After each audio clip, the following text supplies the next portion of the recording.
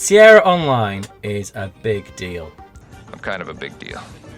If we look back at Lucasarts versus Sierra now, it's so easy to laugh at Sierra games for all their design choices and deaths, and you press one button and you fall off a cliff all of a sudden. And even LucasArts games at the time would make fun of them. And for instance, the part where Guybrush would jump off the cliff and he'd bounce off a rubber tree and end up back where he was. These were subtle digs at those kind of silly design choices. But were they silly? Well, Sierra was a really big company. Sierra had a huge market share in the computer world, and it even did things like try and introduce a version of the internet before the internet was ever a thing. It was called the Sierra Network. You can read about it in Ken Williams' book, which is called Not All Fairy Tales Have Happy Endings, and I highly recommend reading about that. Looking back now, LucasArts is obviously the winner in terms of game design. They produced fewer games that didn't sell as well, but the games themselves were of a higher quality and can still be played today. A lot of Sierra games now you play today, and you find all those design choices which are completely gone from most video games now. Most video games don't have dead ends. In fact, I can't think of any video game now that would be released that would have a dead end where you end up in a situation where you can't win the game because you didn't pick up an item earlier on. Ron Gilbert has talked about the influences of Sierra, and now it might not look like he's taken much from those games, but that's not to say that LucasArts and Ron Gilbert and Dave Grossman themselves didn't take anything from Sierra. They did, and Ron talks about it in an interview with IGN. It was very much a surprise for me, said Ron Gilbert, of the enduring popularity of those first Guybrush Threepwood adventures. It's hard sometimes for people to look back and think that Monkey Island wasn't a giant franchise, and it confuses them that I left the company right after Monkey Island 2 and that Dave went on to do Day of the Tentacle. It's like, why would you leave such a massive franchise at that point? The answer to that question is it wasn't a massive franchise. Both the Monkey Island games sold well, but they sold nowhere near to the games that Sierra Online was doing at the time. They were good, but they were not major hits. But the point is, without Sierra, LucasArts wouldn't have existed. They were pioneers, and Ron Gilbert looked at what they did and took it one step further. I wrote an article for the journal Computer Game Design, or whatever it was, about why adventure games suck. I listed 15 rules that I thought for really good adventure game design you should follow, and one of the rules was basically no death. At no point should the player journey through the story in a game and come to an abrupt end because they did something wrong. Now, when I play a LucasArts adventure game, I know that's not going to happen. And you feel relaxed and you can enjoy it more.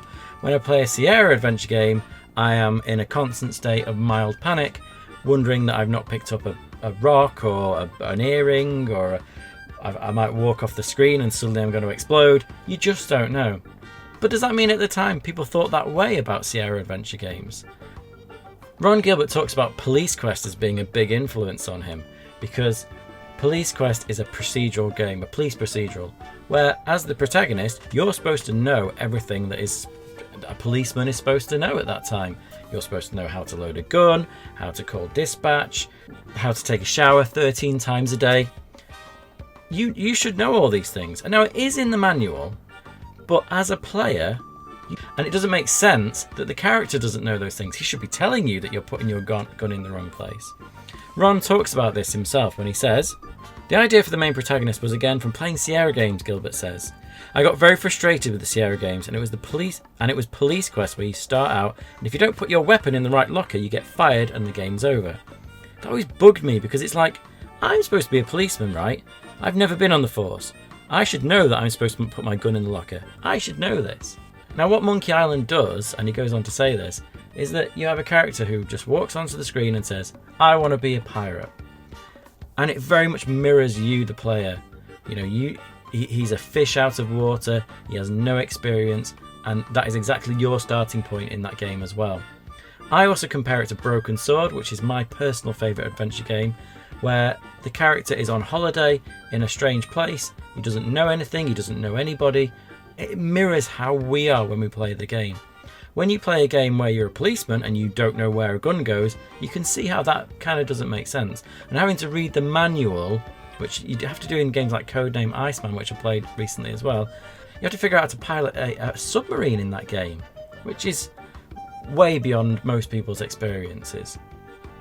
But Sierra was popular at the time, and it still resonates now. Loads of people still love Sierra games, including myself, because they have a certain charm. Now, if you ask someone who didn't play Sierra games to go and play one now, like I've showed one to my brother recently, for instance, and he just thought it was absolute garbage and didn't make sense that you had to pick up an earring and all that kind of stuff, and that you get a game over. Or you don't even get a game over, you just have no idea that you can't finish the game and you have to go and order a hint book. You show that to people now and they would say that's crazy. But what did people like about Sierra games back in the day?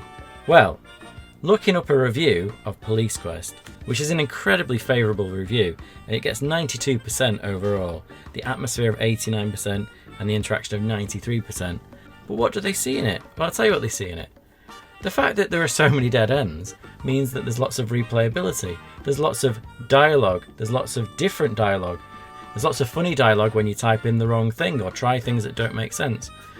Lucasarts streamlined that so the game was more fun to play, but part of the fun in Sierra games was finding all those silly things, finding all the different responses that the character could make, just going up to random NPCs and just asking them a daft question and finding that the programmer programmed a response for it.